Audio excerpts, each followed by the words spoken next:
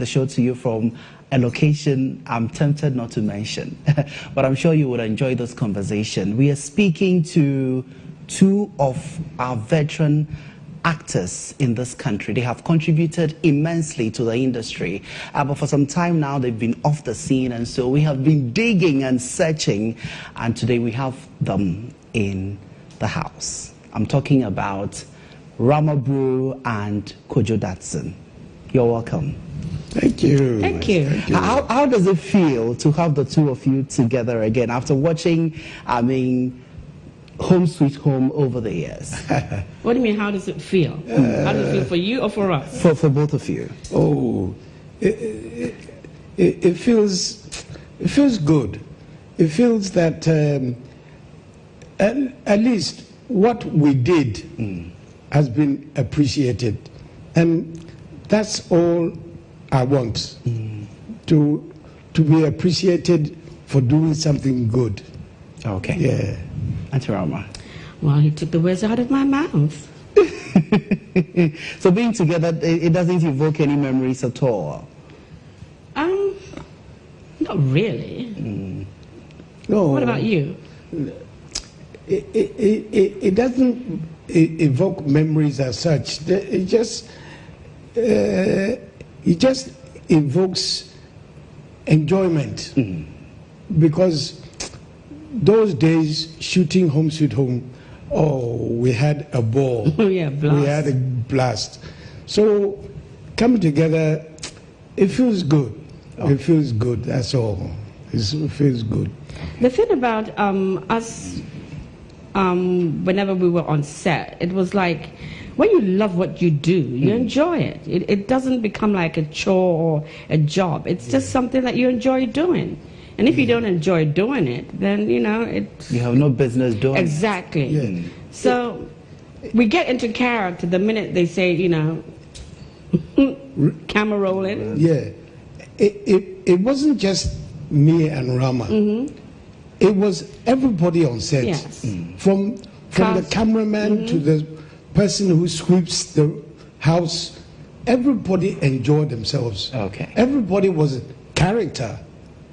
Everybody had a ball. There was good energy, let's put it like. There was very good energy, and it was great. It was like we were one big family, and I'm not just saying this, for saying sake. But that was what it was like. It was like, we enjoyed each other's, time together. All right, that was just to set the tone for the actual conversation. But let me find out from Miss Brew. You have been off the scene for a very long time. Recently, there was a forum in Accra where your name came up. Really? Yeah, as one of the people, that have contributed a lot to the industry. Why have you been off the scene? Well, I had health issues. I've been battling with rheumatoid arthritis for many years.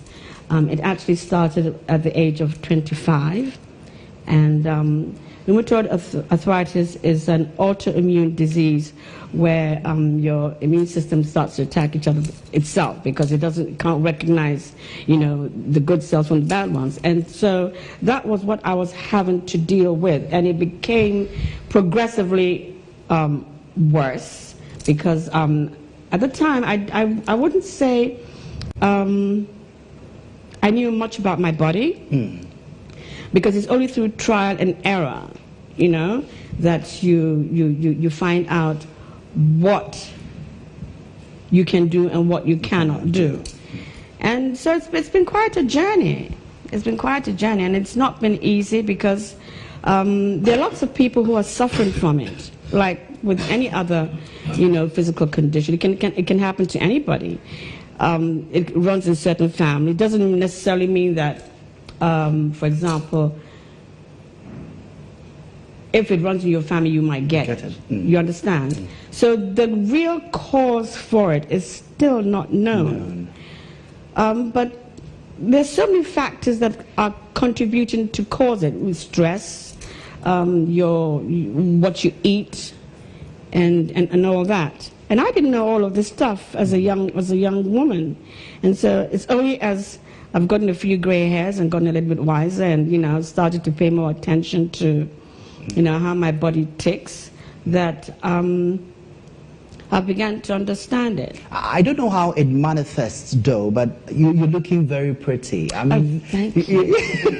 You look like the Rama Brew we knew some time ago. And for me, nothing has changed at all. But when you sit back, I'll come to Mr. Dadson very soon. I mean, now that you spend a lot of time in the house, when you sit back and you switch on your television and you see the contents that are being churned out on our TV every single day, what are your thoughts? It's sad. I feel sad because this is a generation that has been saturated with lots of violence and sex and nothing positive. You know, whether you're watching the international news or listening to news within your own backyard, it's not very pleasant for any child to, you know, children aren't even being allowed to be children anymore, especially with all these gadgets that we have around. You know, they don't play and everybody's like fixed on their phones and not interacting with each other. The content of what is being churned out in our movies, what can I say? I mean, it's a global thing. It's not only here in Ghana. And it seems that, you know, sex and violence seem to sell. But how much of it are we going to continue allowing ourselves to absorb? Is it okay? It's not normal. You know, people are walking around angry and aggressive all the time. It's not normal. Right. Mr. Dadson, what have you been up to? And when you touch on that, just briefly tell us what your thoughts are on, I mean, the concern she also reacted to. Well, to steal Rama's words, she took the words right out of my mouth. She's been battling with an ailment to do with the body. I've been battling with a situation to do with my body. I'm told I have stroke. I think everybody knows what stroke is. It was 6 years ago. The right side of my body turned off. Turned off more or less. The right side of my mouth were hanging down, and still my arm, I can't use it. My legs weak. The veins connecting my arms, I've gone weak.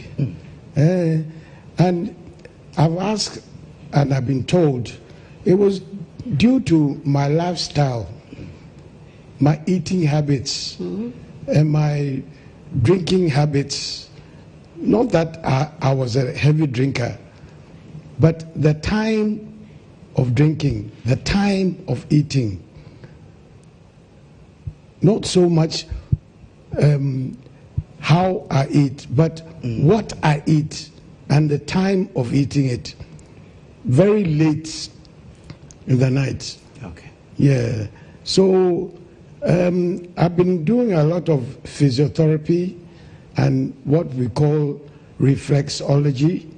And at this point, I'd like to give a big thank you to Dr. Bruni and his son, who helped me out. They are at MAB Hospital at La Paz, near La Paz. They helped me out. I was sent to them in a wheelchair because my right side, the right side of my body was not functioning. So I was sitting in a wheelchair, pushed to them, and they did reflexology and got me up in about 3-4 months. This was 6 years ago, and I've been going there ever since, though my frequency has been reducing from 3 times a week to 2 times a week to once a week. Now is once in a while. And then we have a physiotherapist also there. I have to give thanks to Auntie Vic Asari and her boss. Her boss is going to be jealous, so I won't mention his name. He knows himself. But they've done extraordinary work on me. Okay. And so this is the reason we haven't seen you in a long while. Yeah. There's a reason. I've been going more to the hospital and to make sure I'm still living, and to be able to do things in the future. Right. I will return to the issue about content on television shortly, but for some time now there have been a lot of concerns about how we are treating retiree actors, and of course the veteran ones who are not as active like they used to be. And the issue has been exactly what government is doing, and also the various associations that we have, made up of actors, are also doing to provide support, especially to those that are unable to work or generate enough income to, keep things going. Mention can be made of Mark Jordan Amate, who is now gone, Super Odi, who is also gone.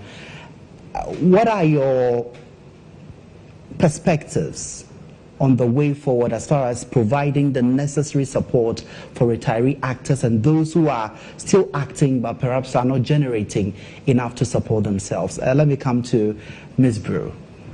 I'll throw it to him. You want him to react first? Okay. Well, I honestly wish we look at acting like the footballers. Okay. I believe some footballers are trying to get together and organize themselves to have something for the older footballers. So we should have something for the actors, and the government should help, because over the years, what have we been doing? Acting. The whole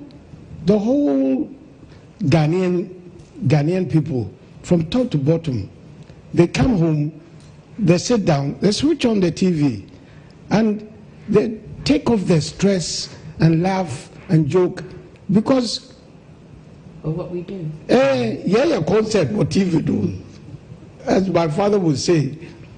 And we love doing concerts. We love entertaining the people. So it's better for the people and the government to do something for us. I know the Actors Guild are trying. Yes. They're trying to do something. Have they reached out to you? Oh, they have. Okay. I'm part of them. Okay. I'm part of the guild. They're all my good friends. And they have reached out to me. They have done something. But there's no structure. There's no laid down structure for everybody in the industry to know that when I get to this age, I belong to this organization. Oh, I'll be able to get this, get that. Lucky for me, I've my family is okay, so I'm okay.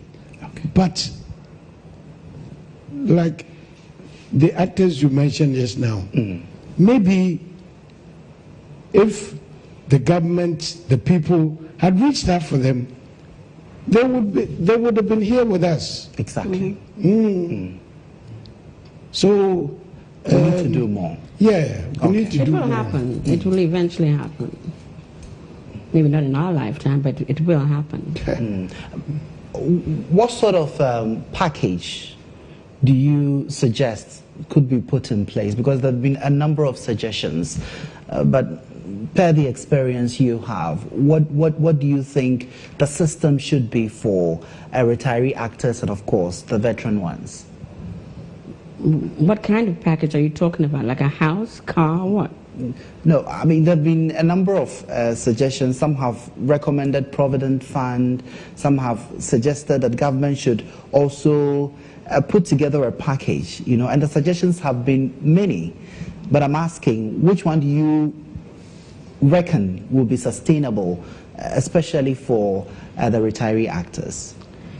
I think a pension, you know, more than anything else, because you do need to eat every single day. You need to buy food, you need to clothe yourself, and take care of other miscellaneous things. So a pension will be more practical. But I have a problem with everything being dumped on the government all the time. Right.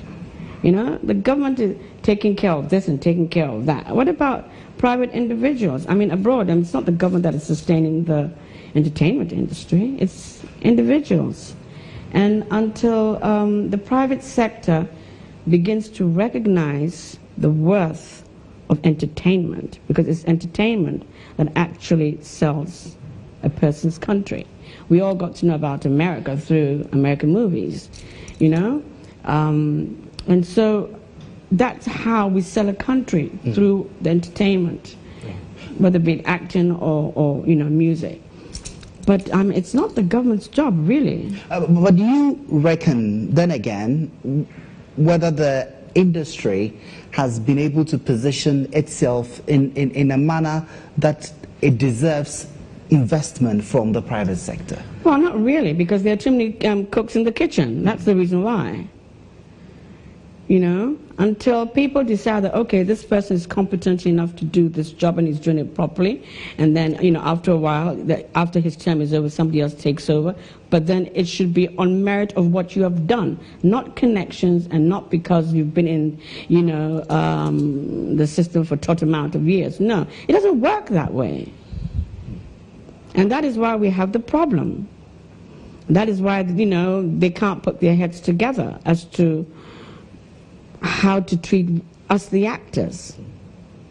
Do you understand? Because it is the Actors Guild that's supposed to have the responsibility of the actors, the interest of the actors, not the government, really. Okay. But what is your general assessment on the work of the Actors Guild so far? Mr. Dadson is here, he's a member of the Guild. Well, I mean, they're putting things in place, and it will happen eventually. But you've got to, you know, weed out all the unnecessary, how should I put it? I'm trying to look for the word. Yeah. Okay. Unfortunately, it's not all the members, all those who are members of the Actors Guild have the same mind. Okay. There are some in the Actors Guild who feel they have some airs about themselves. So even inside the Actors Guild, there are differences. So that's where the problem lies. Yeah, and as long as there are differences, it's going to be difficult to work towards a common goal. Yeah, exactly. Work towards a common goal. The common goal, like us, you can't work towards us if you're not united. So, and if you ask them to put everything aside, somebody will come out with something. But it's been tried several times. Oh, let's put everything aside, let's work together. There are some people who are trying to forge forward. There are some people who are pulling them down. But as Rama is saying, I believe we'll get there. We'll get there. Because at my age, I'm still thinking of entertaining the people. And I'm happy doing it. So, by all means, the people will also manage me. Okay.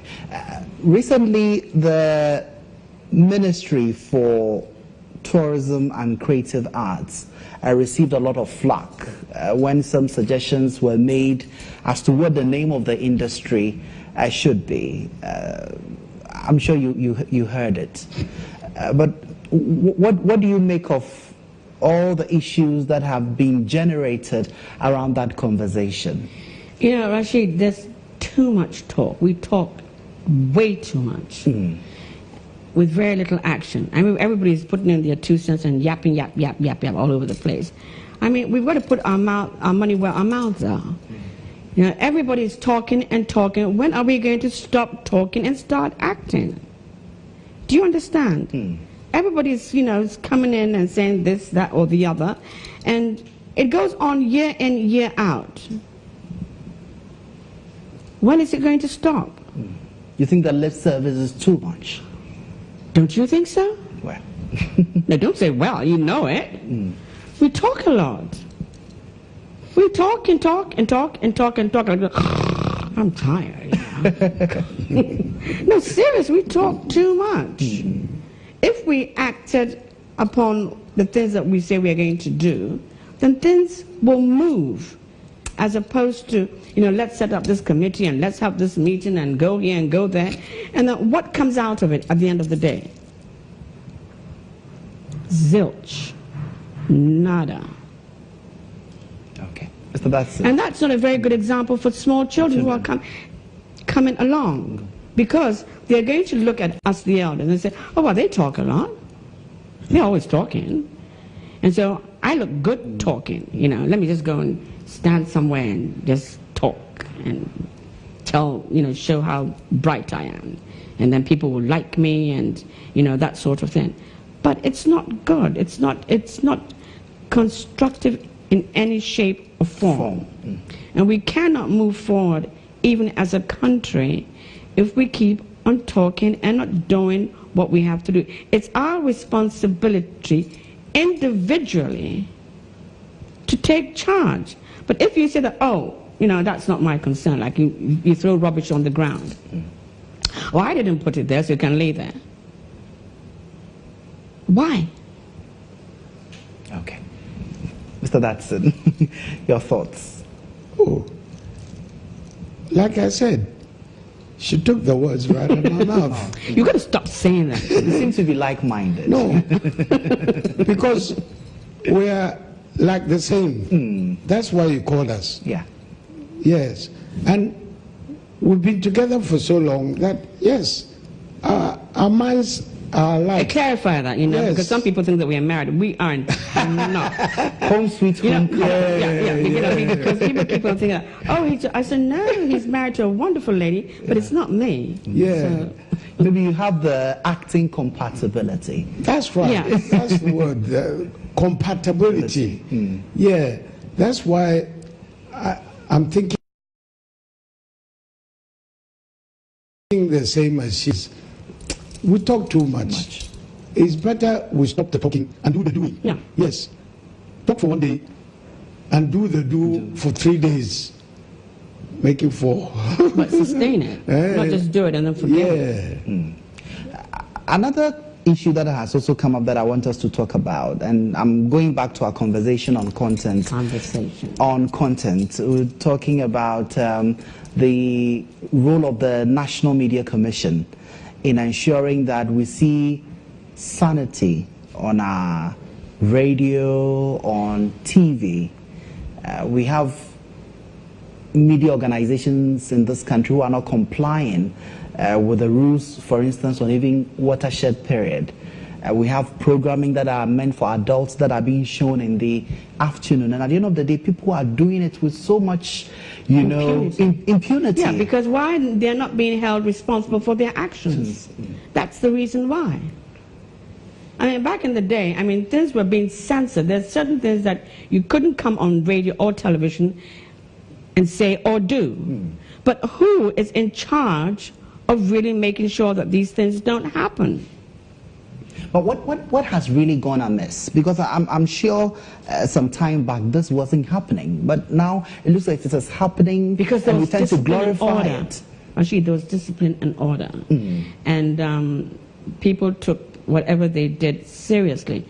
Today, it's like who you know. Oh, my uncle is this, or my auntie is that. And so, and so people are not being held accountable for the things that they do. You don't have to be serious about anything.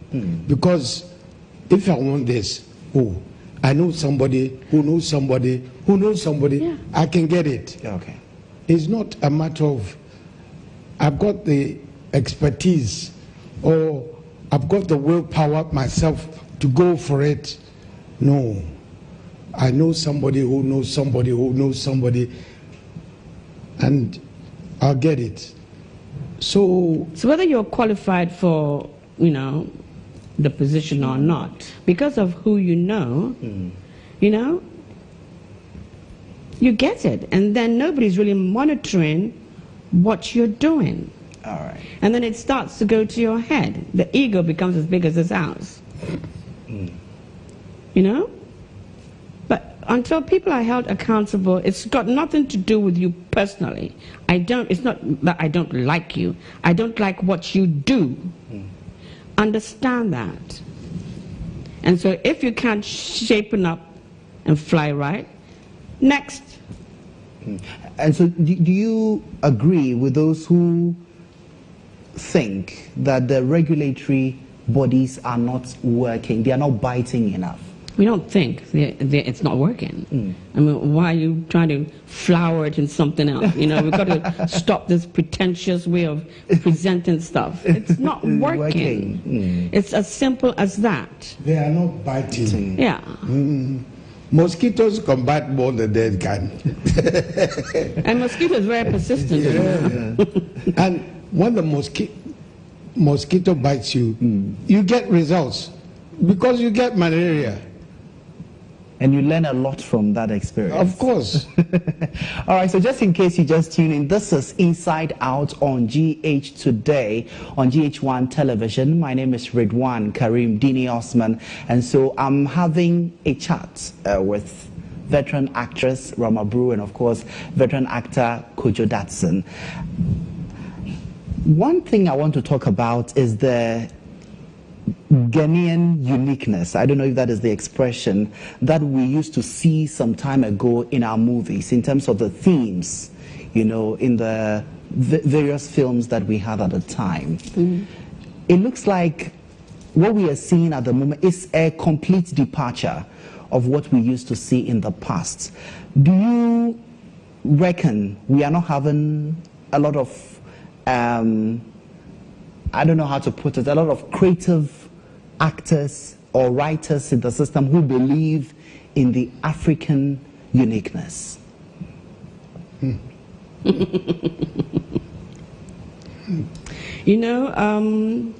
Reality TV is what has had a very profound impact on our part of the world.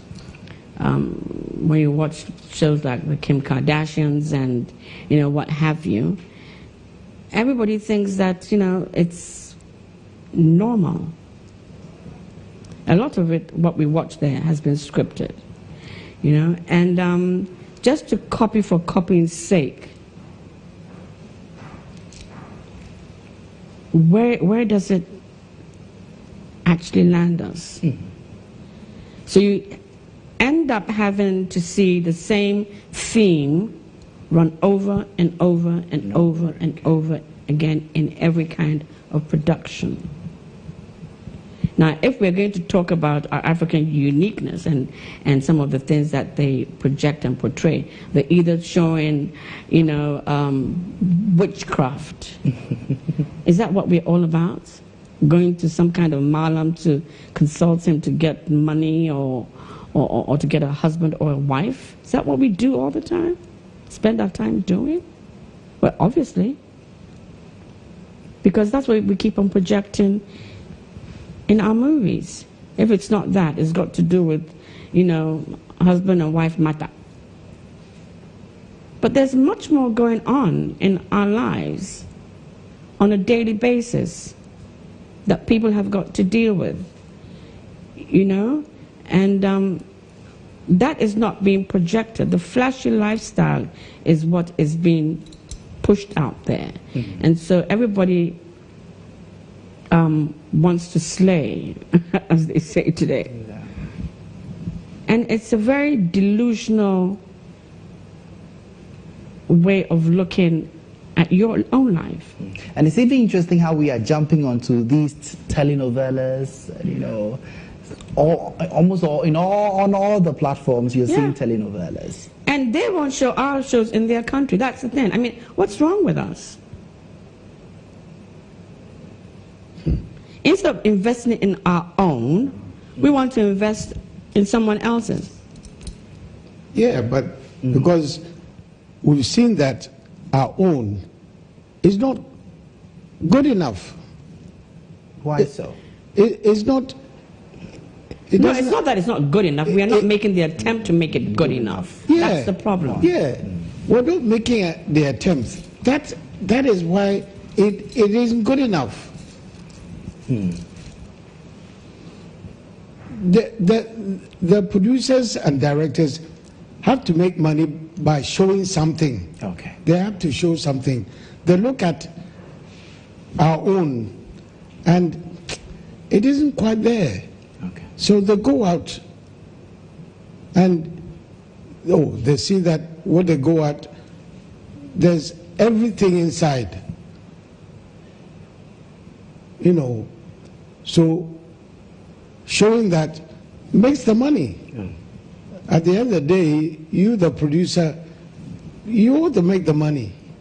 So if it's theirs, you're going to show to make the money, you show it. But the local artist should then sit down and think, we've done this, we've done that, but they're not showing our own. What's missing? It's called inferiority complex. That's what it is. Yeah. Let's just call it for what it is. We suffer from a deep-rooted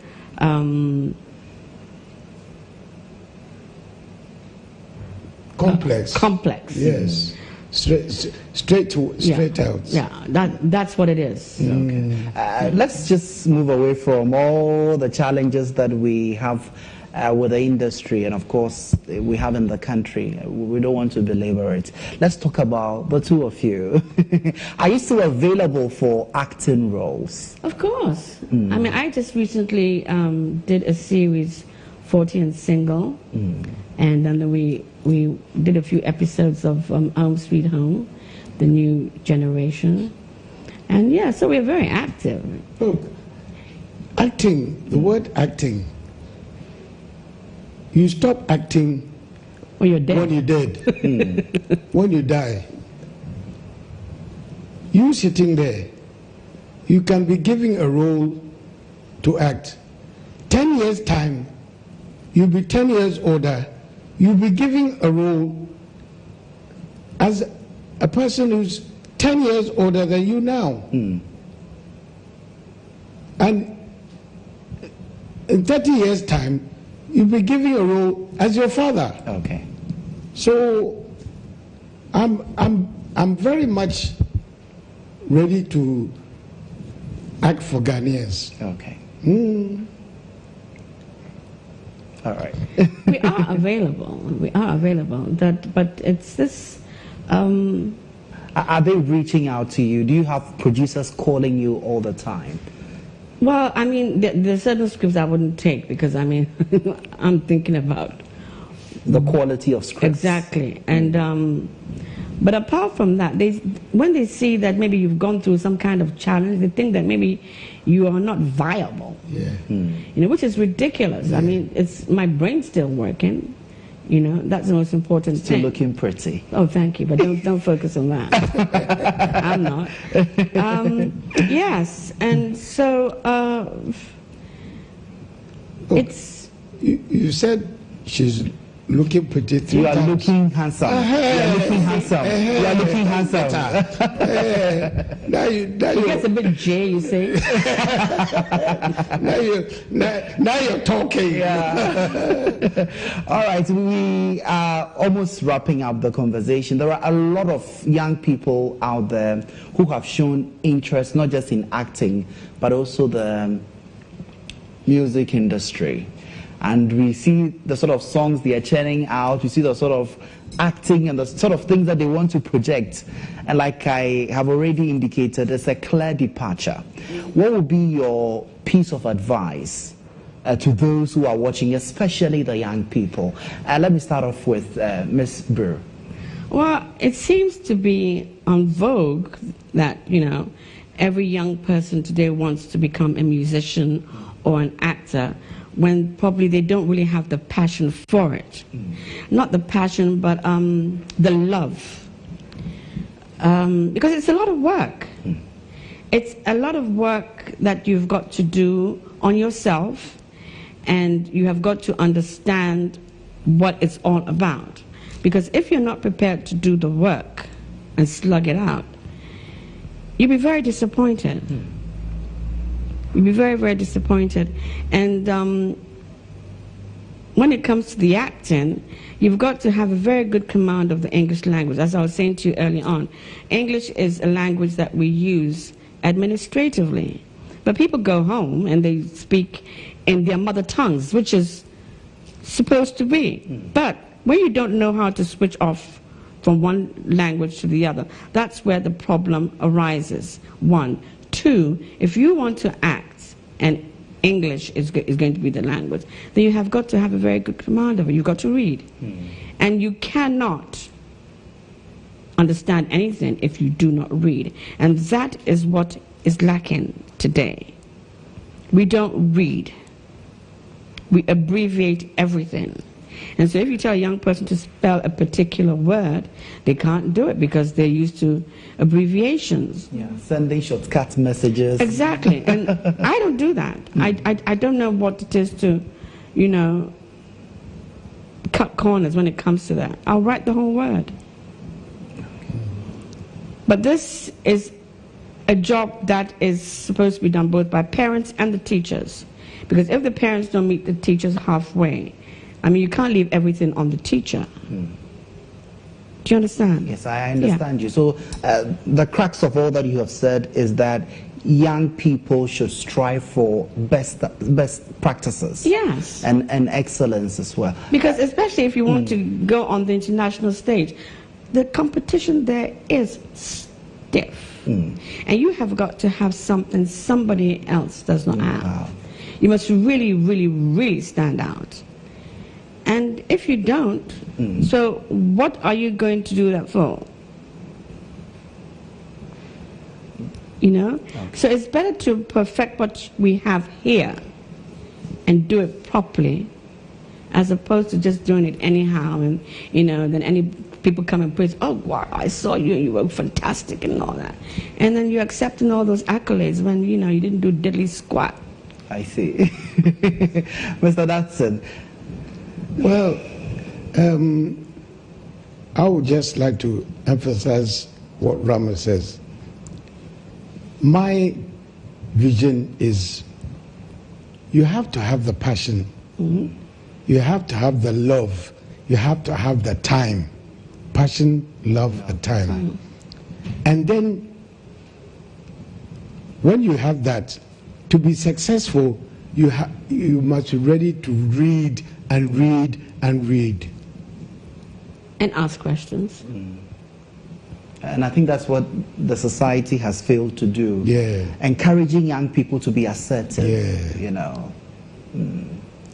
Not to go out and do it by heart, but to go out and do it like it should be done. Yeah, but then they also have to have, qualified mentors, people who know what they're about, and, know how to direct them properly. Because if you want to have a student excel, then you have got to put them through the drill. And And it's not easy, because if you want to be the best, you've got to come with, accept the knocks along the way. Because until you're told that, no, it's not perfect, go back again, go back again, go back again. This is what is not being done. That's the problem of why we have so much mediocrity.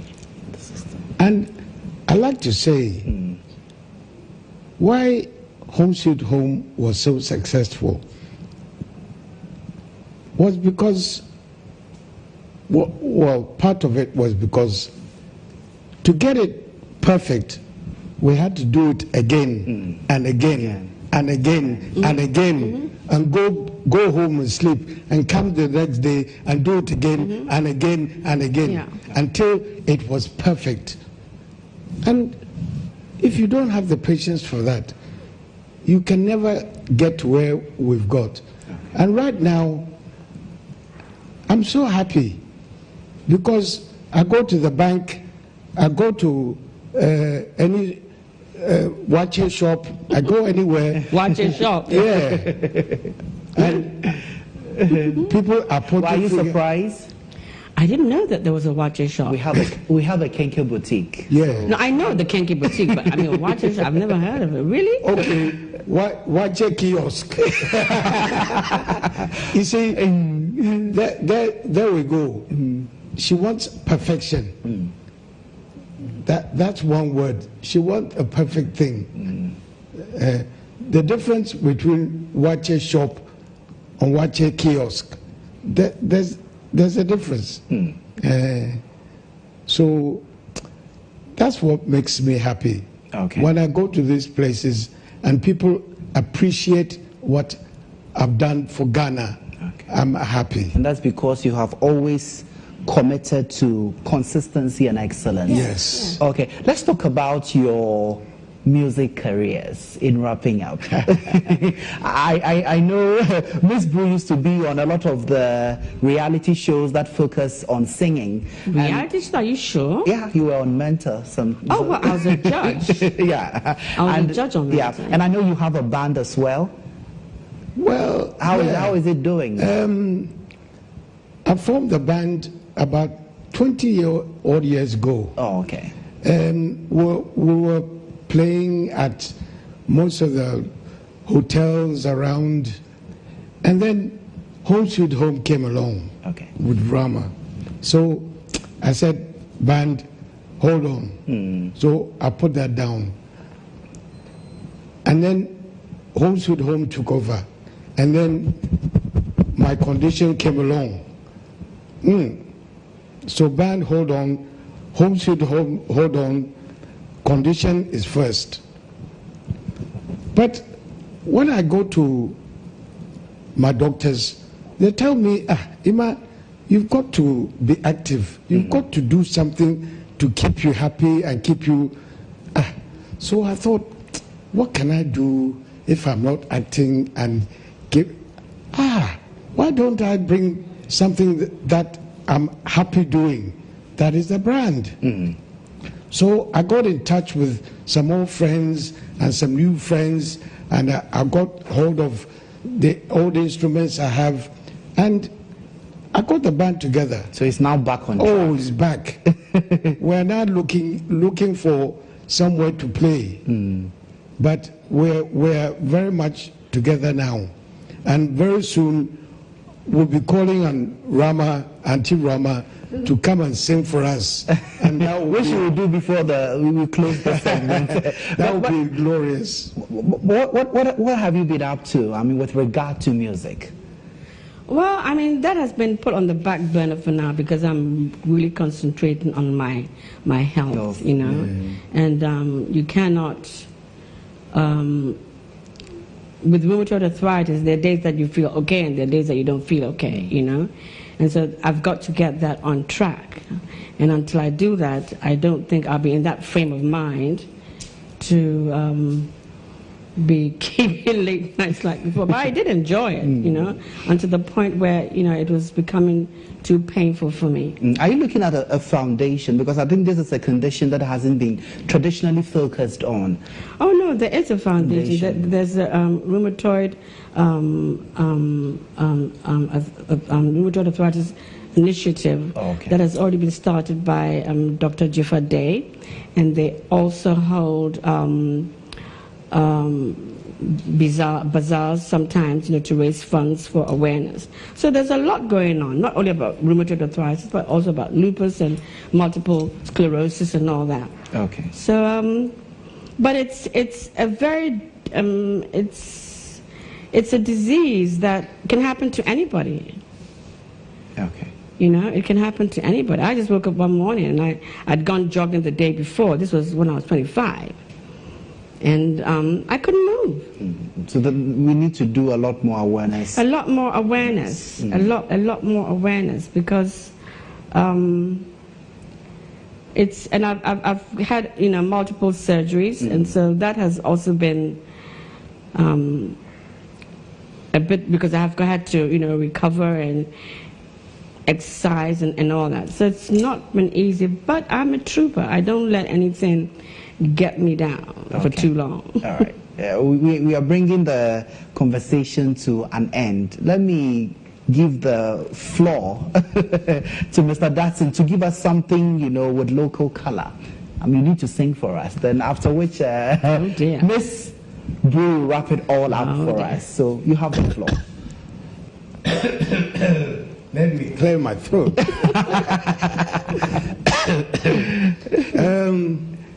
Well, it's been wonderful talking to you. Okay. And it's been wonderful being with Rama and telling you our problems. I hope the Ghanaian public will listen and do something about it. My condition and her condition. I hope it has helped someone, especially who are supposed to listen and listen. Yeah. And I'm very grateful to the doctors at MAB Hospital who have helped me. Musically, I'm ready. The band is ready to perform. So I'm reaching out to you and anybody who's interested in the band to join. And let us perform for a small fee. Okay. Of course. Why are you saying a small fee? You love what you do, and then you're going to perpetuate this thing of them saying, "Oh, we don't have money. You know, we are now just starting." No, you can't do that. No. You don't understand that. Now, why can I say? Now, can you sing for us?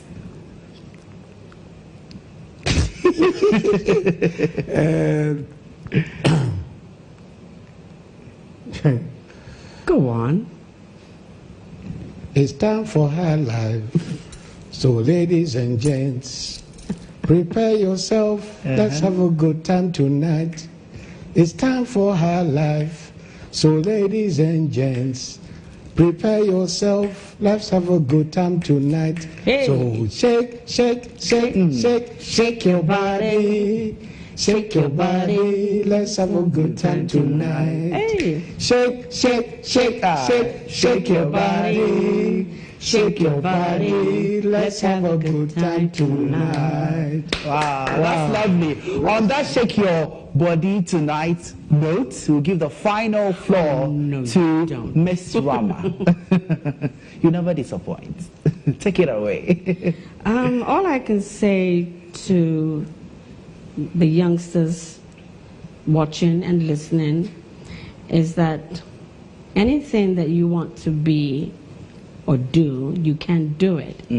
As long as you are persistent, you will make mistakes, and that's okay. because even a baby who's learning how to crawl falls down until they perfect, the walking mode. So you've got to take your time and be gentle with yourself and have patience with yourself, because you will get there. But you have got to learn to ask questions, and no question is irrelevant, because you want to know. And so you have the whole world in front of you. And this is our country. This is where you were born. And put in a lot of energy and a lot of love, and don't let anybody stop you. All right. Now you need to sing for us. Oh, no. Why are you doing that? Just for a few seconds, No, music, you say a few bars. Okay, a few bars. Oh, dear. I did it. You need to do it. Do I? Yes. Really? Yeah. Oh, dear. Let me see. Oh, boy. You know when you're asked to sing and all of a sudden your mind goes blank?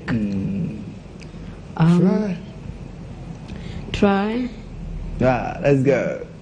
It's a sunshiny day, so you take me away. It's a sunshiny day, and you take me away. Happy? I wanted more, but it looks like You you wanted ended, more? with that soothing, silky voice. Thank you very much. You're It's been welcome, a pleasure, and having this conversation. I enjoyed every bit of it, and I'm sure a lot of the young people who are watching are actually listening, and they paid attention to all the things that you said. I'm also happy that you talked about the sort of lip service we have seen over the years. Leaders just pouring rhetoric and not acting. Action is very important, and if you are bent on redeeming the image of our movie industry, then we need to act. Those are the words from Rama, Brew and Kojo Dadson. That'll be it for today's edition of Inside Out. My name is Ridwan Karim Dini-Osman. Many thanks for watching.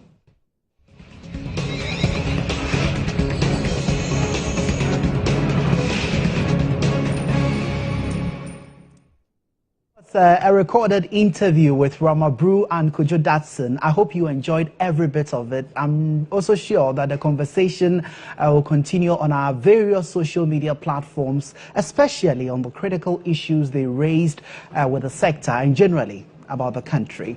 Now, let me tell you about the Ekrase.com Festival of Traditional Food. And so on the 26th and the 28th of October, it is all about the Ekrase.com and Event It initiative. We are celebrating our local delicacy. You're talking about apeprensa, akrantien kwine or chin kwine and all the, the local delicacies. We'll be celebrating our meals on the 26th and 28th of October this year. So please make sure you keep in touch, and let's make this one a remarkable one. But that will be it for today's edition of the program. My name is Ridwan Karim Dini-Osman. Many thanks for watching. Make a date with us tomorrow for a lot more interesting stuff for you.